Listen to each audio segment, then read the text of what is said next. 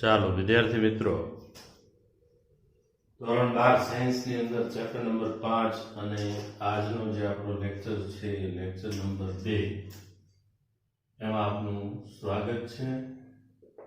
આજે મિત્રો આપણે મેગ્નેટ વિશે ભણીએ. ગજ્યો ચુંબક, જે રીતે વિદ્યુત ડાયપોલ છે એ જ પ્રમાણે ગજ્યો ચુંબક છે એ ચુંબકીય ડાયપોલ કહેવાય. ચેપ્ટર 1 ની અંદર તમે નિયમિત વિદ્યુત ક્ષેત્રમાં કોઈ વિદ્યુત ડાયપોલને મૂકવામાં આવે તો એના પર લાગતું ટોર્ક છે એ ભણી ગયા છો. વિદ્યુત ક્ષેત્રમાં, નિયમિત વિદ્યુત ક્ષેત્રમાં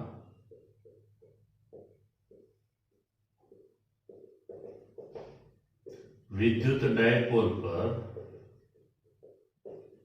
લાગતું ટોર્ક.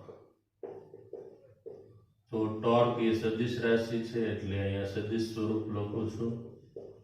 P ક્રોસ E વિશે ભણી ગયા છો. Torque is equal to PE sin theta.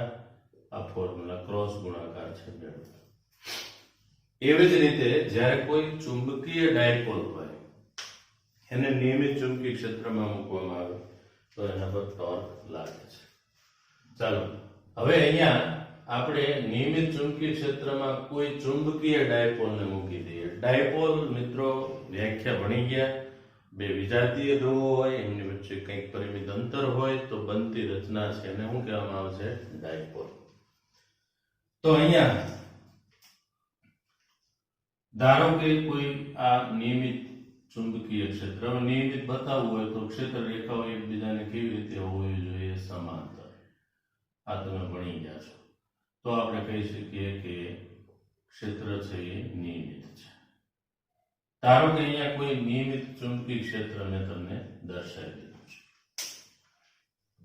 એમાં એક ગજ્યો ચુંબક છે જેને આપણે ડાયપોલ કહીશું, ચુંબકીય ડાયપોલ. એને હું થીટા ખૂણે રાખી દઉં છું.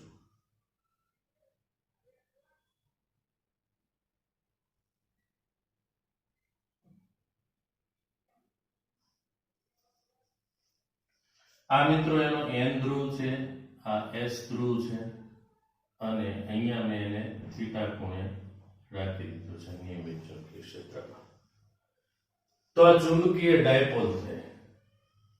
હવે અહીંયા જે આ ગજ્યો ચુંબક છે એની આ લેન્થ આપણે ગણી લઈએ 2L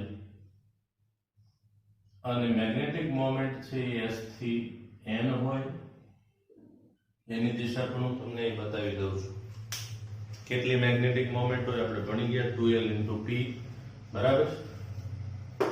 હવે જે રીતે વિદ્યુત ડાયપોલને વિદ્યુત ક્ષેત્રમાં મૂકવામાં આવે તો આપણે જોયું હતું કે એના જે વિદ્યુત ભારો છે એમાંથી +Q છે એની ઉપર ક્ષેત્રની ડાયરેક્શનમાં બળ લાગે અને -Q ઉપર ક્ષેત્રની વિરુદ્ધમાં. તો અહીંયા પણ જે N છે એના ઉપર જે ફોર્સ લાગવાનો છે એ ક્ષેત્રની દિશામાં એટલે Fn બળની ડાયરેક્શન આ હશે અને S ઉપર જે ફોર્સ લાગવાનો છે એ ક્ષેત્રની વિરુદ્ધમાં એટલે Fs બળ આ હશે. Fs બળ કે Fn બળ કેટલું હશે?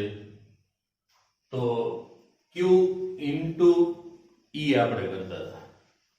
હવે અહીંયા ધ્રુવ માન હશે ધ્રુવને એટલે P * B કરવું પડશે.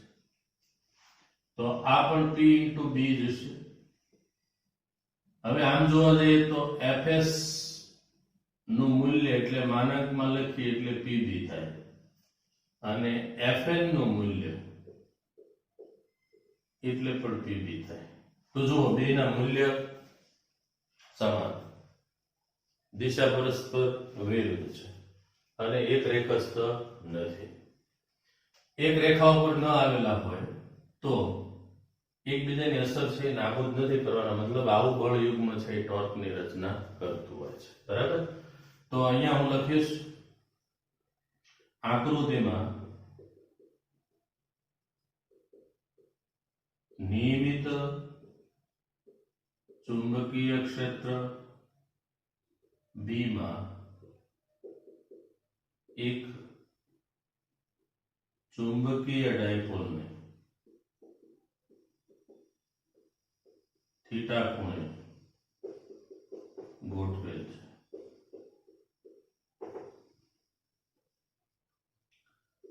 આ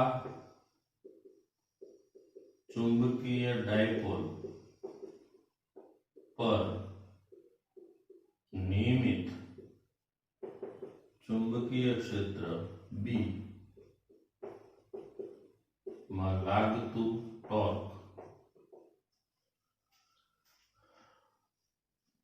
તો અહીંયા બે બળો લાગે છે, N ઉપર Fn બળ અને S ઉપર Fs બળ લાગે છે.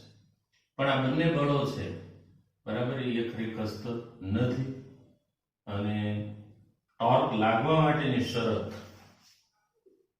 ટોર્ક ઉદ્ભવવાની શરત કંઈક આવી છે મિત્રો. કેવું જોડકું ટોર્કની રચના કરે તો બળના મૂલ્ય સમાન હોય, દિશા પરસ્પર વિરુદ્ધ હોય અને ત્રીજું છે એક રેખસ્થ ન હોય. જો બળની કાર્યરેખા બેની એક જ રેખા ઉપર આવેલી હોય, ઇન કેસ માની લો કે આ બાજુ Fn બળ લાગે છે અને આ બાજુ Fs બળ લાગે તો આ બેની કાર્યરેખા સમાન થાય તો નેટ ફોર્સ તો 0 થઈ જશે. તો આવું બળ છે એ ક્યારેય ટોર્ક ઉત્પન્ન કરે નહીં, એટલે એક રેખસ્થ ન હોવા જોઈએ, આ કન્ડિશન છે.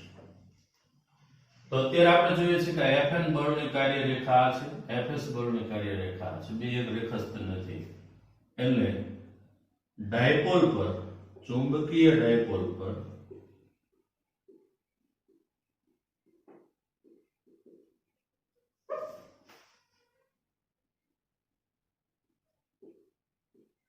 N અને S ધ્રુવ પર લાગતું બળ એટલે Fn બળ નું મૂલ્ય એ પણ Pb છે, Fs બળ એનું મૂલ્ય પણ Pb છે, કારણ કે મેગ્નેટ હોય એના ધ્રુવના ધ્રુવમાન છે તો સમાન હોવાના.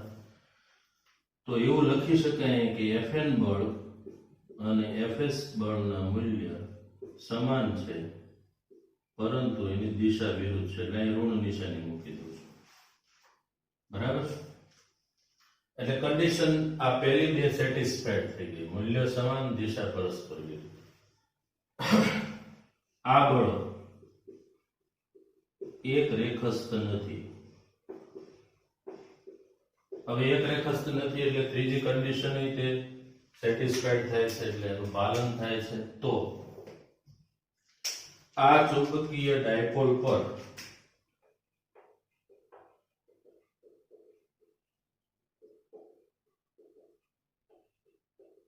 લાગતું ટોર્ક, કેટલું ટોર્ક લાગતું છે એ આપણે શોધવું છે.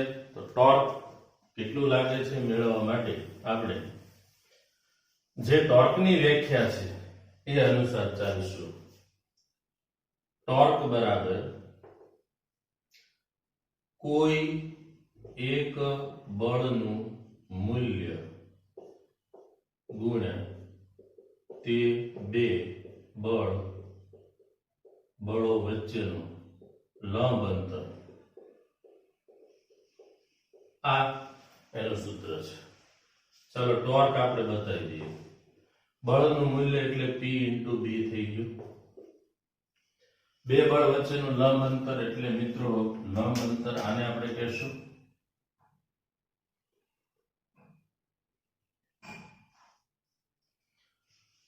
તો લંબ અંતર આપણે શોધવું છે. તો લંબ અંતર આપણે આ પ્રમાણે મેળવવું છે. આ અંતર જે છે એ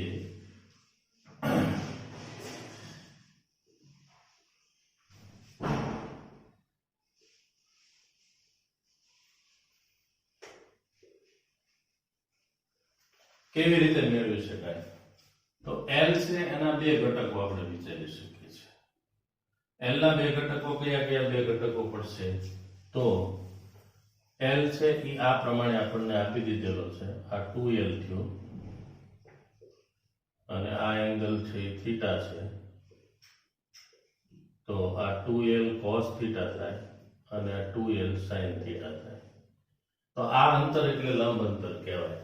એટલે અહીંયા મારે લંબ અંતર લખવાનું થાય તો 2L sin થીટા થયું. હવે મિત્રો torque is equal to 2LP ને ભેગું કરી દઉં છું. 2LP ઇન્ટુ બી સાઇન થીટા લખી શકું છું. આપણે આગળ ભણી ગયા કે મેગ્નેટની ચુંબકીય dipole moment A m is equal to 2l into p હોય. યાદ કરો, વિદ્યુત ડાયપોલ છે એની ડાયપોલ મોમેન્ટ આપણે શોધી હતી. તો વિદ્યુત ડાયપોલ ની અંદર ડાયપોલ મોમેન્ટ મેળવવા માટે આપણે શું કરીશું મિત્રો? તો કે વિદ્યુત ડાયપોલ ની અંદર ડાયપોલ મોમેન્ટ મેળવવી હોય તો p બરાબર 2a અંતર થયું ઇન્ટુ q. તો અહીં 2l અંતર થયું બે ધ્રુવ વચ્ચેનું ચુંબકીય ડાયપોલમાં, અને p એનું ધ્રુવમાન છે. તો ઉપર હું મૂકી દઉં torque is equal to 2l into p ની જગ્યાએ m આવી જશે એટલે mb sin થીટા થઈ ગયું. તો આટલું ટોર્ક લાગે છે, થીટા ખૂણે મૂકીએ, જેનું સદિશ સ્વરૂપ આપણે શોધવું હોય તો ટોર્ક ઇઝ ઇક્વલ ટુ સદિશ સ્વરૂપે લખીએ એટલે m ક્રોસ b થાય. હવે તમે જોઈ શકો વિદ્યુત ડાયપોલ ની અંદર આપણે p ક્રોસ e આવ્યું તો અહીંયા આવ્યું m ક્રોસ b. તો આપણને ટોર્ક મળી ગયું. બરાબર. જો આની જગ્યાએ મિત્રો સોલેનોઇડ હોય, ગજિયા ચુંબક ને બદલે સોલેનોઇડ હોય તો આપણે એની જે મેગ્નેટિક મોમેન્ટ છે એને NIA વડે બતાવ્યું છે. તો મિત્રો મારે torque is equal to NIA સદિશ ક્રોસ b લખવું પડે, અને torque is equal to NIAB sin theta થશે. બરાબર. તો આ પણ યાદ રાખજો, ઘણી વખત ગજિયો ચુંબક અને સોલેનોઇડ બે ઇક્વિવેલન્ટ ગણાય. તો એ વખતે આપણે સોલેનોઇડ ની મેગ્નેટિક મોમેન્ટ શોધવી તો ms બરાબર NIA. સોલેનોઇડ એટલે એક આંટો હોય તો એની મેગ્નેટિક મોમેન્ટ I આપણે ભણી ગયા છીએ. બરાબર.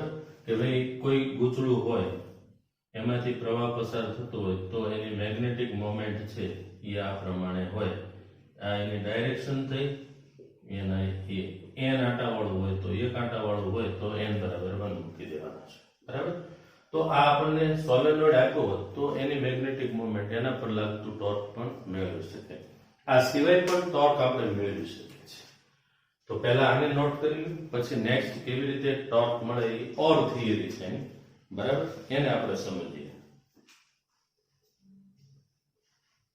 કોઈ પણ થિયરી તમે લખશો ચાલશે. આ મેં એટલા માટે લખાવ્યું છે કે જે રીતે તમે વિદ્યુત ડાયપોલ ભણી ગયા એવી રીતે જ આ ચુંબકીય ડાયપોલનું થિયરી લખશો તો તમને બે પ્રશ્નો એક જ મેથડથી યાદ રહેશે. બરાબર. એટલે તમને લાંબા સમય સુધી યાદ રાખવામાં સરળતા રહે. તો આ રીતે પણ આપણે ટોર્ક છે એ મેળવી શકીએ. આ જે કંઈ વિદ્યુત ડાયપોલ છે એને નિયમિત વિદ્યુત ક્ષેત્રમાં મૂકી અને ટોર્ક આપણે શોધ્યું એ જ પ્રમાણે આમાં મેળવીશું. જે રીતે વિદ્યાર્થી મિત્રો તમે ચેપ્ટર નંબર 1 ની અંદર સ્થિતિ ઉર્જાનું સૂત્ર મેળવ્યું હતું. વિદ્યુત ક્ષેત્રમાં વિદ્યુત ડાયપોલ ની સ્થિતિ ઉર્જા U બરાબર -P ડોટ E. આવું કંઈક ફોર્મ્યુલા આપણે મેળવી ચૂક્યા છે, અથવા PE cos થીટા. એવી રીતે જ્યારે ચુંબકીય ડાયપોલ હોય અને ચુંબકીય ક્ષેત્રમાં મૂકવામાં આવે તો એની સ્થિતિ ઉર્જા. હવે એ વખતે આપણે એવું ભણી ગયા છીએ કે ભાઈ વિદ્યુત ડાયપોલ છે અને વિદ્યુત ક્ષેત્રમાં મૂકવામાં આવે તો ડાયપોલ છે એ ભ્રમણ કરી અને ક્ષેત્રને સમાંતર ગોઠવાઈ જાય છે. સમાંતર ગોઠવાય એટલે એ વખતે એની સ્થિતિ ઉર્જા છે એ લઘુત્તમ થઈ જાય છે. બરાબર. તો ડાયપોલ ભ્રમણ કરે ત્યારે એની સ્થિતિ ઉર્જા પણ બદલાતી હોય થીટા અનુસાર. જેમ ટોર્ક છે એ આપણે જોઈ ગયા કે ડાયપોલ પર લાગતું ટોર્કનું સૂત્ર છે ટોર્ક ક્યારે મહત્તમ ન્યૂનતમ એ થીટા ઉપરથી પણ આપણે નક્કી કરી શકીએ છીએ. બરાબર. તો અહીંયા જે વિદ્યુત ડાયપોલ ની સ્થિતિ ઉર્જા મેળવી હતી એમ આપણે ચુંબકીય ડાયપોલ છે એની સ્થિતિ ઉર્જા પણ મેળવીએ. વિદ્યાર્થી મિત્રો વિદ્યુત ક્ષેત્રમાં નિયમિત ચુંબકીય ક્ષેત્રમાં ચુંબકીય ડાયપોલ પર લાગતું ટોર્ક જ્યારે થીટા ખૂણે ગોઠવાયેલી હોય ત્યારની વાત છે. એટલે torque is equal to mb sin theta આપણે મેળવ્યું છે. હું આ સૂત્રનો ઉપયોગ કરવાનો છું. હવે અહીંયા વિદ્યુત ડાયપોલ જે રીતે ક્ષેત્રને સમાંતર ગોઠવાય છે એમ ચુંબકીય ડાયપોલ છે એ પણ ક્ષેત્રને સમાંતર ગોઠવાય. જ્યારે ક્ષેત્રને સમાંતર ગોઠવાય ત્યારે એની મેગ્નેટિક મોમેન્ટ અને બી વચ્ચેનો ખૂણો, બરાબર, જ્યાં થીટા છે એ એમ અને બી વચ્ચેનો ખૂણો છે. જ્યારે એમ અને બી પેરેલલ હોય તો થીટા 0 થાય, ત્યારે ટોર્ક છે એ મેક્સિમમ શૂન્ય લાગવાનું છે, બરાબર. અને એમ અને બી પરસ્પર લંબ હોય ત્યારે થીટા π/2 થાય તો ટોર્ક છે એ મેક્સિમમ લાગવાનું છે. એટલે ટોર્ક આ ન્યૂનતમ લાગે અને આ મહત્તમ. પછી એમ અને બી પ્રતિ સમાંતર હોય તો થીટા π છે, ટોર્ક છે એ આપણને sin π ની કિંમત 0 થાય એટલે આ ન્યૂનતમ લાગવાનું છે. તો ટોર્ક મેક્સિમમ ક્યારે લાગવાનું છે? જ્યારે π/2 એંગલ હોય. જ્યારે ડાયપોલને આપણે મૂકીએ છીએ ત્યારે ડાયપોલ ભ્રમણ કરી અને ક્ષેત્રને સમાંતર ગોઠવાય છે. તો મતલબ ચુંબકીય ક્ષેત્રમાં ચુંબકીય ડાયપોલને મૂકીએ અને ટોર્કના કારણે ક્ષેત્રને સમાંતર ગોઠવાય. હવે હું આ ડાયપોલ છે એને વિષમઘડી દિશામાં ફેરવું છે, કારણ કે જે ડાયપોલ છે એ ક્ષેત્રના કારણે એને જે ટોર્ક લાગવાનો છે એ ટોર્ક સમઘડી છે. કોના કારણે? બી ના કારણે. હું વિષમઘડી દિશામાં મારે એને થીટા જેટલું ભ્રમણ કરવાનું છે. તો જેવું હું મૂકીશ વિષમઘડી દિશામાં થીટા જેટલું ભ્રમણ કરાવીને, તો એના ઉપર જે ક્ષેત્ર દ્વારા ટોર્ક લાગે છે એ ટોર્કને આપણે પુનઃસ્થાપક ટોર્ક કહીએ, જે ડાયપોલ છે અને પોતાની મૂળ સ્થિતિમાં લાવવા પ્રયત્ન કરે છે.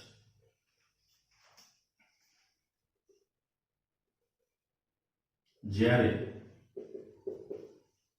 ચુંબકીય ડાયપોલ ચુંબકીય ક્ષેત્રને સમાંતર ગોઠવાય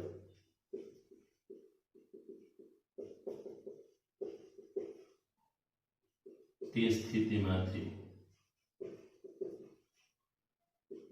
તેને વિષમઘડી દિશામાં થીટા જેટલું કોણાવર્તન કરાવવા માટે પુનઃસ્થાપક ટોર્ક ની વિરુદ્ધમાં કરવું પડતું કાર્ય. આપણે જે કાર્ય કરશું પુનઃસ્થાપક વિરુદ્ધમાં, બરાબર, એ એની અંદર સ્થિતિ ઊર્જા સ્વરૂપે સ્ટોરેજ થાય છે. તો આપણે એને વિષમઘડી દિશામાં થીટા જેટલું કોણાવર્તન કરાવવું છે, તો કરવું પડતું કાર્ય. તો અહીં ચુંબકીય ડાયપોલ તેના કેન્દ્રમાંથી પસાર થતી અક્ષને અનુલક્ષીને ચાપગતિ કરશે. તમે ભ્રમણ કરાવો છો તો એનું કેન્દ્ર છે અને અનુલક્ષીને પોતે ભ્રમણ કરે એટલે એ પ્રકારની ગતિ, અક્ષને અનુલક્ષીને ગતિ થતી હોય એવી ગતિને આપણે શું કહીએ છીએ? રોટેશનલ કાઇનેમેટિક્સ, ચાક ગતિ. તો મિત્રો, ચાક ગતિ થતી હોય તો જે રીતે આપણે આગળ ભણી ગયા છીએ, કાર્ય એટલે બળ ગુણ્યા સ્થાનાંતર થયું, બરાબર. પણ આ જે બળ ગુણ્યા સ્થાનાંતર છે એ કઈ ગતિમાં હોય? રેખીય ગતિમાં. તો કરવું પડતું કાર્ય ચાક ગતિની વાત કરીએ તો ચાક ગતિ અને રેખીય ગતિની ભૌતિક રાશિઓ વચ્ચેનો સંબંધ પણ આપણે સ્પષ્ટ કરી ચૂક્યા છીએ. તો અહીંયા પણ હું લખી શકું કાર્ય બળની જગ્યાએ ટોર્ક લઈ લો અને સ્થાનાંતર છે એ થીટા લઈ લો, તો ટોર્ક ઇન્ટુ થીટા થશે. હવે સ્થિતિ ઊર્જાનો ફેરફાર એટલે કાર્ય. તો ડાયપોલ છે ને માની લો કે θ1 થી θ2 લઈ જવા માટે કરવું પડતું કાર્ય મારે મેળવવું હોય તો એ આપણે મેળવી શકીએ છીએ. θ1 થી θ2 લઈ જવા માટે કરવું પડતું કાર્ય અથવા θ1 થી θ2 સુધીનું ભ્રમણ કરાવવા માટે સ્થિતિ ઊર્જામાં કરવો પડતો ફેરફાર.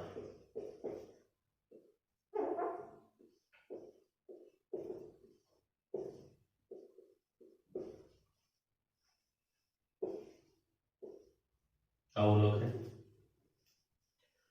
સ્થિતિ ઊર્જાનો ફેરફાર મિત્રો આપણે લખવું હોય તો અહીંયા જે ટોર્કની વાત છે, પુનઃસ્થાપક ટોર્ક કેટલું લાગતું હોય તો કે θ1 થી θ2 માઇનસ mb sin θ થશે.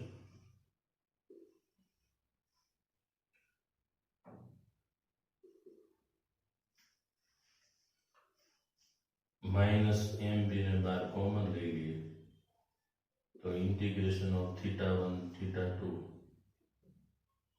પુનઃસ્થાપક ટોર્ક કદાચ અત્યારે તમે ધ્યાનમાં ન હોય તો આ પ્રમાણે પણ લખી શકો, એમાં કઈ વાંધો નથી. અને અહીંયા લખાશે sin θ into dθ. હવે sin θ હોય એનું ઇન્ટિગ્રેશન સંકલન, બરાબર. sin θ નું શું ઇન્ટિગ્રેશન થાય છે? માઇનસ cos θ થશે. એટલે અહીંયા લખાશે mb કાઉન્સની અંદર માઇનસ cos θ, અહીંયા લખાશે θ1, અહીંયા લખાશે θ2. એટલે mb minus cos θ1 minus cos θ2, minus નિશાની કોમન કાઢી લો એટલે mb કાઉન્સની અંદર માઇનસ કોમન લઈ લેશું એટલે cos θ2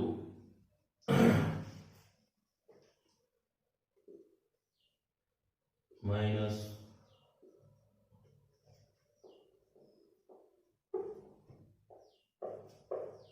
આ માઇનસ માઇનસ અહીંયા છે એટલે પ્લસ થઈ જશે. આમાં મૂકી દીધો આપણે θ2 એટલે આ θ2 થઈ ગયો.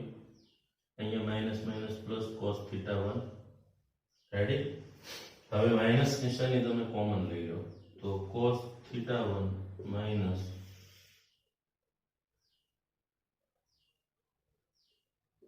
માઇનસ cos θ1 થશે. તો આ સ્થિતિ ઊર્જાનો ફેરફાર થઈ ગયો. સ્થિતિ ઊર્જાનો ફેરફાર એટલે કાર્ય પણ કહેવાય, બરાબર. તો મિત્રો આપણને ડાયપોલ છે એની સ્થિતિ ઊર્જાનો ફોર્મ્યુલા મળે છે.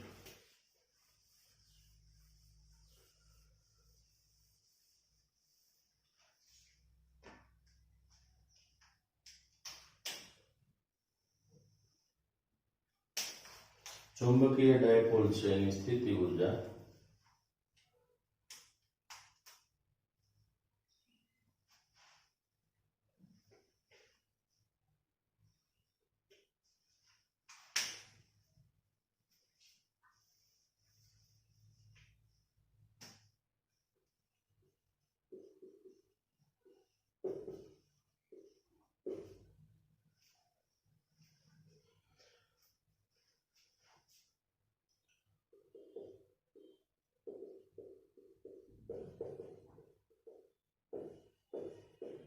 સ્થિતિ ઊર્જા એટલે u is equal to θ1 minus θ2, બરાબર છે. આ ફોર્મ્યુલા આપણું જનરલ સૂત્ર થઈ ગયું છે. mb બરાબર cos θ1 minus cos θ2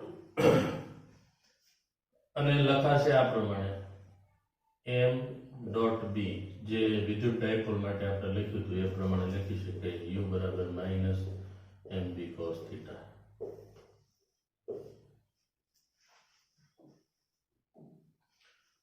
આ સૂત્ર પ્રમાણે આપણે જોવા જઈએ તો m અને b બે સમાંતર હશે એટલે θ 0 હોય તો એ વખતે એની સ્થિતિ ઊર્જા છે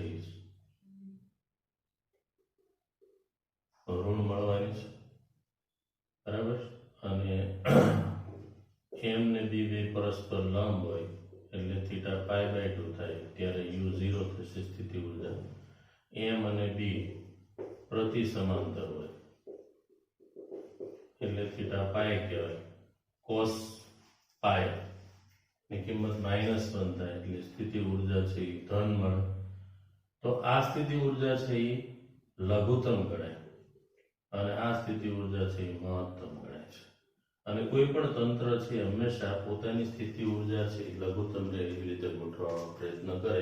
એટલે વિદ્યુત ડાયપોલ અને ચુંબકીય ડાયપોલ બે એવી રીતે ગોઠવાશે જેથી ક્ષેત્ર છે એ એને સમાંતર રહે. એ સ્થિતિમાં એની સ્થિતિ ઊર્જા છે એ લઘુત્તમ હોય છે. બરાબર. તો આ થઈ ગયું ટોર્કનું સૂત્ર. એના ઉપરથી આપણે સ્થિતિ ઊર્જાનું સૂત્ર મેળવ્યું. જે આપણો ક્વેશ્ચન છે સ્થિતિ ઊર્જાનું સૂત્ર મેળવો તો મેળવી દીધું છે. ઓકે. આમ ઓલમોસ્ટ તમે જે ચેપ્ટર 1 ભણી ગયા એની અંદર વિદ્યુત ડાયપોલ એની સામે ચુંબકીય ડાયપોલ, વિદ્યુત ડાયપોલ પર લાગતું ટોર્ક એની સામે ચુંબકીય ડાયપોલ પર લાગતું ટોર્ક, વિદ્યુત ડાયપોલની સ્થિતિ ઊર્જા એની સામે ચુંબકીય ડાયપોલની સ્થિતિ ઊર્જા, લગભગ ઓલમોસ્ટ બધા જ ફોર્મ્યુલા એક જેવા છે. એટલે પહેલું ચેપ્ટર તમે અથવા તમારું જે પાંચમું ચેપ્ટર છે એ વ્યવસ્થિત તમે પ્રિપેર કરો તો ચોથું પાંચમું તો એકાબીજી સાથે તમારે યાદ ઓછું રાખવું પડશે. અમુક ભૌતિક રાશિના ફેરફાર કરો એની મદદથી તમે મેળવી શકશો. બરાબર. તો મિત્રો નેક્સ્ટ ટાઈમ આપણે ફરી મળશું. આજે આપણે જે ટોર્કના સૂત્રો ધારવા છે સૂત્રના ઉપયોગ, એક્ઝામ્પલ એમસીક્યુ સોલ્વ કરવા માટે થાય છે. ક્યારે એની સ્થિતિ ઊર્જા મહત્તમ હોય, ક્યારે એની સ્થિતિ ઊર્જા લઘુત્તમ હોય, ક્યારે ટોર્ક મહત્તમ લાગે, ક્યારે ટોર્ક ન્યૂનતમ લાગે, આ બધી વિગતો આપણે ભણી ગયા છે.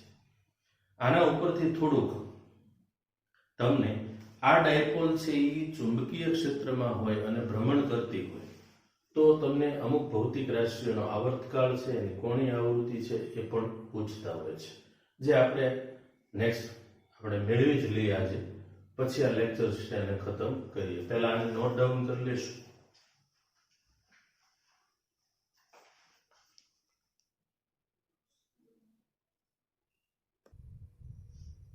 વિદ્યાર્થી મિત્રો, હવે અમુક જે સૂત્રો છે અગત્યના એ આપણે તારવા જોઈએ છે. ટોર્ક લાગવાના કારણે ડાયપોલ છે ભ્રમણ કરે તો એનો કોણીય વેગ, કોણીય પ્રવેગ અને એક પરિભ્રમણ પૂર્ણ કરવા માટે લાગતો સમય, આવર્તકાળ, આ આપણે એના સૂત્રો મેળવીએ. ડાયપોલ છે એને ચુંબકીય ક્ષેત્રમાં મૂકવામાં આવે તો એના પર ટોર્ક લાગે છે જેના કારણે ધારો કે કેન્દ્રમાંથી પસાર થતી અક્ષને અનુલક્ષીને ભ્રમણ કરે છે. બરાબર.